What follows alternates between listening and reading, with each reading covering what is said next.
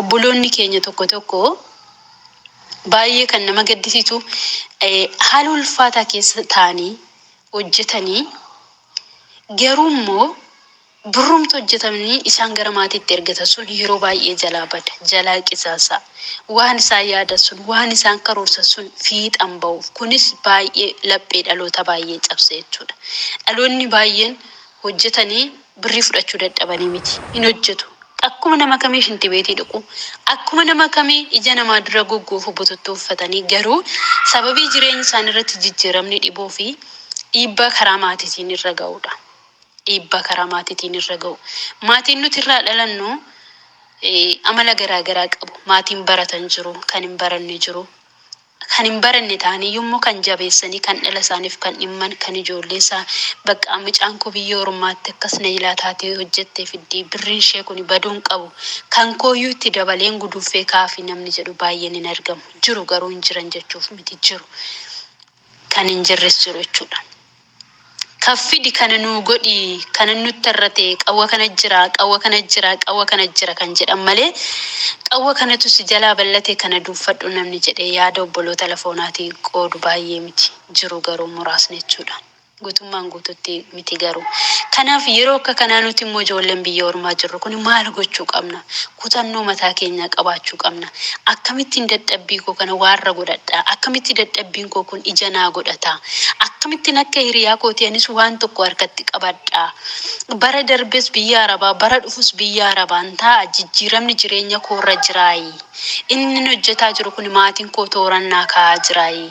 Moo akkasumatti zim jedhee juma dunuuffadhe maatiitti ergaa jira jennee of ilaaluu qabna. Bara darbe baraachaan zim jettanii maatii irratti ergitanii birriin keessan isin jalaa badee yoo ta'e baranas akkasuma gochuun qabdan. Jijjiiramuu qabda. Barruu jijjiiramaa jira miti. Lakkoofsi iyyuu lakkoofsa irratti dabalaa deema miti. Dandeettii sammuu keenyas dandeettii yaaduu keenyas guyyaadhaa guyyaatti dabaluu qaba jechuudha. Isuma dhugaati. Guyyaadhaa guyyaatti dabaluu qaba jechuudha. Kaleessa miidhame har'as miidhamuu qabu. Kaleessa cabee har'as cabuu qabu. Birris dhabee maatis dhabuu qabu. Kanaaf mee maalan gochuu qabaan? Mee akkamittiin dadhabbii koo kana ija gaarii akkanaa godhatuuf akkamittiin irratti hojjechuu qaba jennee itti yaaduu qabna jechuudha. Ijoollee baay'ee wanti nama gaddisiisu zim jedhanii deemu jechuudha abbosaxxoo. Maaliif? Even ikkoo nuti dhaloonni kun dhugaa dubbachuuf taanan jarraa kana keessa dhaloota zim jenneetuma akkasumatti deemnudha. Miti bar dhugaa miti. Sa'aatiin akkasii darbeera waan ta'eef ani namarratti hirkachuu caalaa dafqa koo dadhabbii koo dabarsee namatti kennuu caalaa mee maal gochuun qabaan waa'ee koof murtoo kamiin qaba kaayyoo kamiin qaba kaayyoon manaa bahee dhufeef meeqa isaatu galmanaa ga'e meeqatu morarreena jilaaf jennee baasnee itti xiyyeeffachuuf yaaduu qabna jechuudha. Dhuguman isiniin jedha. Innaa obboloonni baay'een sin jedhanii birrii meeqarree akka maatiitti ergan hin beekanii riisitii homaa harkaan qabanii maqaa obboleessatiin lafa bitu maqaa haadhatiin lafa bitu maqaa abbaatiin lafa bitu isaan immoo deebi'anii yeroo lafa saniyyuu dhaban jira deebi'anii yeroo itti birrii itti erganii ammoo erganiyyuu hin beekanii meeqa qabna jedhanii bilbilanii gaafatanii zim jedhanii asirraa gadee birrii itti ergu isaan achi nama baadiyyaati waan ta'eef fuudhanii itti fayyadamu. Isaanis jaallatanii maatiin tokko akkoo hundum dhala isaanii miidhuu barbaadanii osoo hin taane akkasumatti bakka irrumaafuu dadhabanii birrumarraafuu dadhabanii yeroo birrii dhala isaanii fuudhanii balleessanii gaafa mucaan isaanii galtee birrii dhabduu ofittis kan gaddan jiru jechuudha. Osoo hin jaallatin balleessanii jechuudha. Yeroo kana nutu badii kanarraa maal gochuu qabna? Nutu maatii keenya oolchuu qabna jechuudha. Nutu fala barbaaddachuu qaba jechuudha. Kana jechuun immoo maatiitti birriin erginaa yookiin immoo dhiirumatti birrii ergaa jechuu koo miti. Dhiirattis birrii erguun sirrii miti. Bafusum sirrii miti jechuudha. Obboloonni gaa'ela keessa jirtan macheem kana duras dubbachaan ture isin gorsaan ture amman beekoo jechuudha. Ani beekee miti dhugaa dubbachuuf taananii amma waaqayyo ayyaana isaanaa baay'isee malee jechuudha. Innaa silayyuu warri gaa'ela keessa jirtan gaa'ela keessa jirtu. Warri gaa'ela keessa hin jirre garuu warri hiriyummaan jirru garuu warri qaadhimummaan jirru garuu hoodhu birrii kanaa kaayii ol kaayii jennee irratti erguun tagabii miti jechuudha. Sirrii miti. Kana goone jechuun jaalaluma yookiin hariiroo nama saniif jidduu jiru irratti dhiibbaa guddaa uumaa kan jiru sumaa jechuudha. Amma yeroo ammaa kana baay'een keessan miidiyaa hordofaa jirtu. Amanamummaan hammam akka iddoo gadhiisee jiru sirriitti beektu. Birruma nuti asii erginu kanaan ikkoo namni sun iddoo malee oolaa. Iddoo malee birruma saniin jechuudha. Birruma saniin iddoon birrii sun akka lubbuu nama sanii balleessu goonaa jechuudha. Suusii garaa keessa galee maaliif birrii inda libbii kiisii keessaa qabaa inda libbii akkaawuntii irraa qabaata sizim jettee walitti qabdee kan jeeshanii hanjee itti ergaa jirta waan ta'eef bakka indoom namni sun akka jabaateen hojjenne namni sun akka of hin argine namni sun jireenya isaa boruuf akka hin carraaqqanne gooteertaa jechuudha.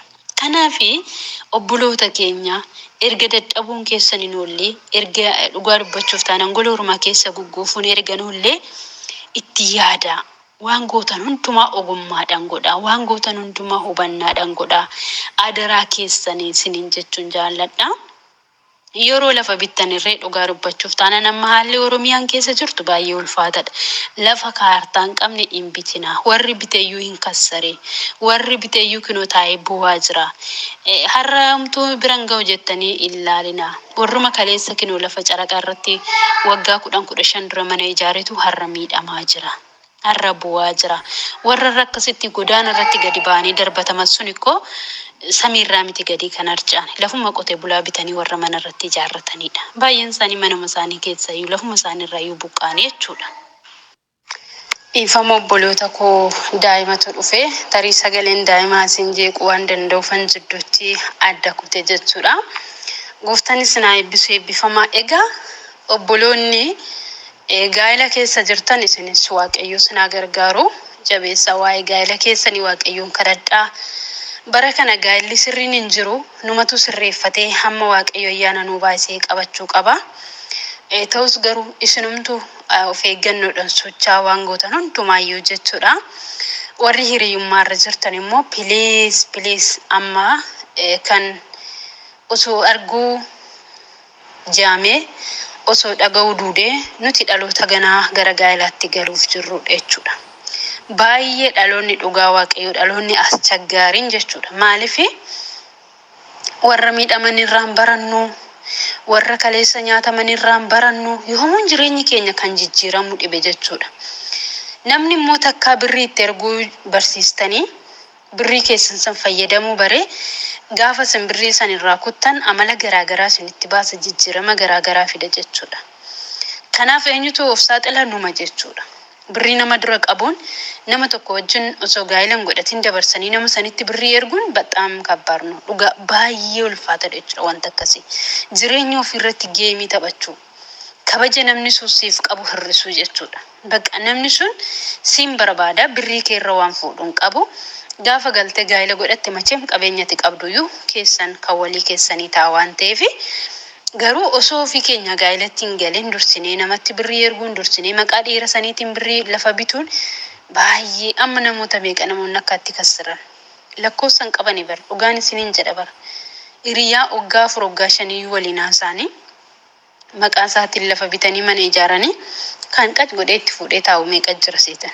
Isheen garuu ganaa olaanii irra deemtee boossi ganaa piroofiilii jijjiirti ganaa maaloo taati ganaa maal gooti feesbuuk irratti poostii gooti minaamin. Yaada kufaadha kun jechuudha. Duruma sammuutti deebi'uu qabna turre jechuudha. Duruma. Warra ammaa waan akkasii keessa jirtani waaqayyo isin haa gargaaru. Takkaa gootaniirtu waan ta'eef amalumaan nama san qabadhaa. Nama qabeenya keessan dabarsitanii itti laattan san ganaa qabeenya keessan dabarsitanii itti laattanii goolii garaagaraa hin kaasinaa. Ogummaa godhadhaa. Warri kun immoo warra kanarraa baradhaa. Waan gootan hundumaa. Even maatumti keessan yoo isinii danda'am yeroo lafa bitattaniyyuu akkaataa danda'amuun nama wakkilinnaa isinii fudhatee yoo galee wakkilinnaa isinii jijjiiruu danda'u. Hin danda'ama taanaan mattawaqa biyyaa qabdu taanaan iggaa'ii taatanii biyya arabaa jirtu taanaan maquma keessaniyyuu bitamuu hin danda'a jechuudha. Paaspoortii keessan ergatanii karaa hin baasitiin uumaa tokko rakkinaan qabu. Nuumti ogummaa qabaannan wanti dadhabamu tokko hin jiru. Dhugaa waaqayyoos waan nu gargaaruuf jechuudha. Innaa waan gootan hundumaa ogummaadhaan godhaan isiniin jechuun jaalladhaa.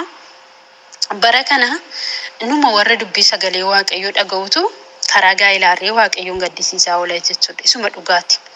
Isuma dhugaa baay'ee akkuma nuti walii keenya ilaallee madaallee walitti gaddinu tarii waaqayyoos nutti gaddaa laata jedheen sodaachaa jira. Hin oolus malee. Innaa osuma barumsa gaa'elaa baratanu osuma akkamitti dhaloonni boolirraan gaafa dhiiratti galan miidhaman arganu shullu kedhaniituma kanuma dhiiratti galan dhaloonni tokko baay'ee of sossobu jechuudha. Dhugaa waaqa baay'ee nama gaddisiisa jechuudha. Kiristaanummaan jireenya obboloota. Kiristaanummaan jireenya waan waaqayyo nurraan barbaanne jireenya waaqayyo nurraan barbaanne jiraachaa Iyesuus jechuun bafusum nun baasu jechuudha. Nun baasu of sobna malee tasuma nun baasu dhugaan isiniin jedha.